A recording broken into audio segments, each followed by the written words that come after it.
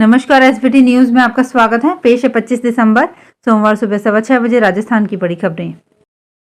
Federation of India की नई body को खेल मंत्रालय ने रविवार 24 दिसंबर को सस्पेंड कर दिया। खेल मंत्रालय ने भारतीय ओलंपिक संघ से रेसलिंग फेडरेशन के मामलों के मैनेजमेंट के लिए एडहॉक कमेटी बनाने को कहा है। 3 दिन पहले 21 दिसंबर को ही WFI के चुनाव हुए थे, जिसमें भाजपा सांसद बृजभूषण शरण सिंह के करीबी संजय सिंह नए प्रेसिडेंट बने थे। नए अध्यक्ष की जीत के बाद WFI ने 28 दिसंबर से उत्तर प्रदेश के गोंडा में जूनियर नेशनल चैंपियनशिप टूर्नामेंट की घोषणा की थी। गोंडा भाजपा सांसद बृजभूषण का संसदीय क्षेत्र है। रेसलर्स ने बृजभूषण पर शोषण का आरोप लगाया था। खेल मंत्रालय के WFI की नई टीम पर कार्यवाही के पीछे इसी को वजह माना जा रहा है। राजस्थान में मुख्यमंत्री भजनलाल शर्मा के मंत्रिमंडल का विस्तार जल्द होगा। इसको लेकर राजभवन में तैयारियां शुरू हो गई है। मंगलवार या बुधवार को मंत्रिमंडल का विस्तार हो सकता है। 15 से 17 विधायक मंत्री पद की शपथ ले सकते हैं।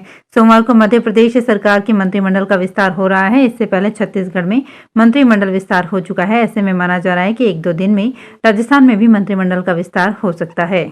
भाजपा प्रदेश अध्यक्ष सीपी जोशी ने भी रविवार को श्रीगंगानगर में मीडिया से कहा कि जल्द ही एक छोटा मंत्रिमंडल बनेगा। उसके बाद मंत्रिमंडल का विस्तार भी होगा। इसमें सभी वर्गों को प्रतिनिधित्व दिया जाएगा। मंत्रिमंडल विस्तार में शामिल नामों को लेकर बीजेपी की केंद्रीय नेतृत्व से सीएम शर्मा को हरी झंडी मिल चुकी है। राजस्थान लोक सेवा आयोग की ओर से निकाली गई भर्तियों में से कई की डेट डिसाइड कर दी गई है। ये एग्जाम जनवरी से जून के बीच होंगे। इसमें RAS 2023 का मेंस एग्जाम व कॉलेज एजुकेशन में असिस्टेंट प्रोफेसर भर्ती का एग्जाम मुख्य है। ये डेट्स आयोग की ओर से वेबसाइट पर जारी कर दी गई हैं। राजस्थान में हुए विधानसभा चुनाव में भाजपा अन्य दलों के 8 सांसदों को विधानसभा चुनाव लड़वाया गया था।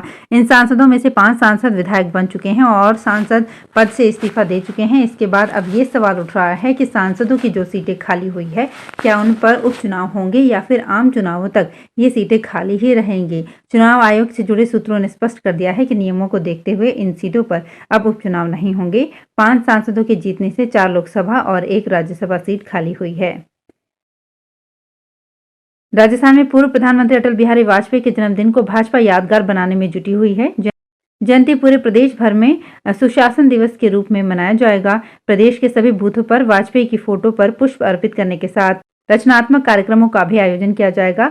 बूथ स्तर के 6 कार्यक्रमों में से एक कार्यक्रम विकसित भारत का ब्रांड एम्बेसडर बनने के लिए प्रेरित करने का भी है।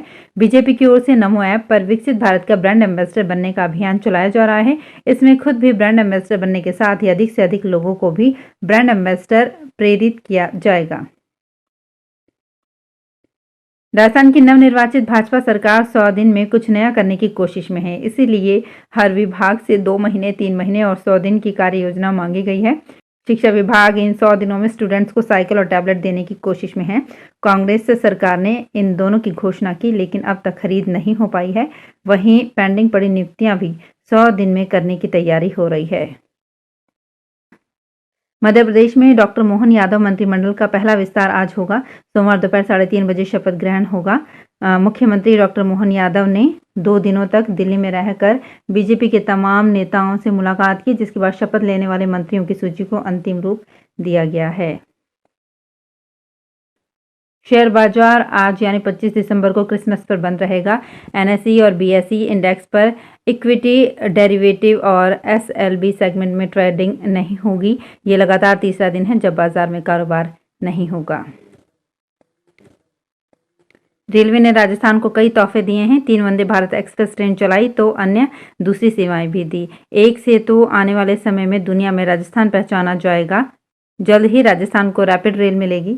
आजादी के अमृत काल में अमृत भारत स्टेशन योजना के तहत राजस्थान के 82 रेलवे स्टेशनों को विश्व स्तरीय बनाया जाएगा।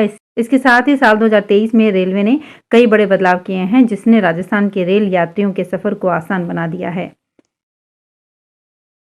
जयपुर शहर की कई कॉलोनियों में सुबह सुबह भजन कीर्तन के साथ ही जय श्री राम के जय घोष के साथ लोगों की नींद खुल रही है। आज सुबह शहर में कई कॉलोनियों में निकाली जा रही प्रभात फेरी में शामिल राम भक्त लोगों को पीले चावल बांटकर अयोध्या में श्री राम के दर्शनों का न्योता दे रहे हैं। सुबह सुबह इस तरह के नज़ारे दिखाई दे रहे हैं। अयोध्या में 22 जनवरी को श्री राम जन्मभूमि में प्राण प्रतिष्ठा महोत्सव आयोजित किया जाएगा। बाड़मेर में विद्यार्थी पढ़ रहा है किसी और विद्यालय में और नामांकन किसी अन्य विद्यालय में बताया जा रहा है। ये स्थिति एक दो नहीं, करीब 700 विद्यार्थियों की है जिनका दोहरा नामांकन चल रहा है। इसने शिक्षा विभाग की परेशानी बढ़ा दी है। बार बार नोटिस के बावजूद दोहरा नामांकन हट ही नहीं रहा।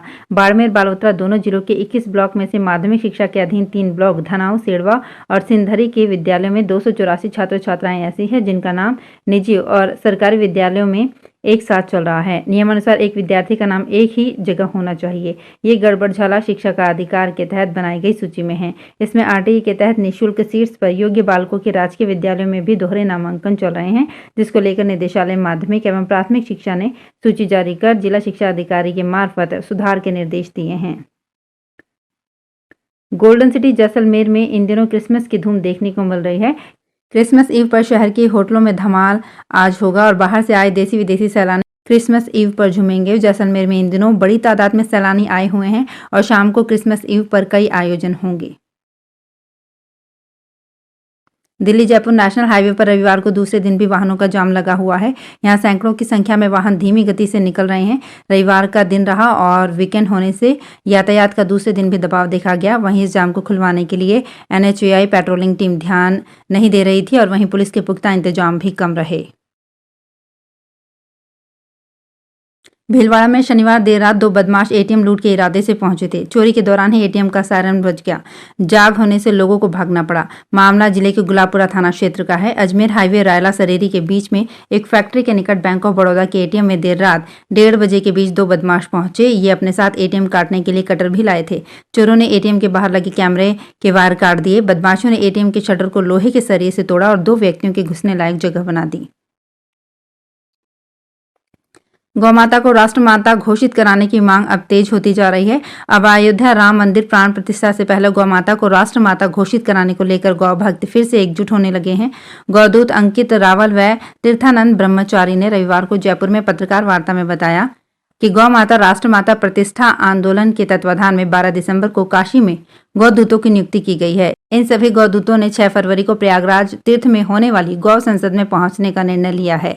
गौदूत अंकित रावल ने कहा कि राम मंदिर प्राण प्रतिष्ठा से पहले सरकार गौ माता को राष्ट्रमाता घोषित करे। तो फिलहाल खास खबरों में इतना ही और ताजा खबरों की जानकारी के लिए देखते रहिए SBT न्यूज। धन्यवाद।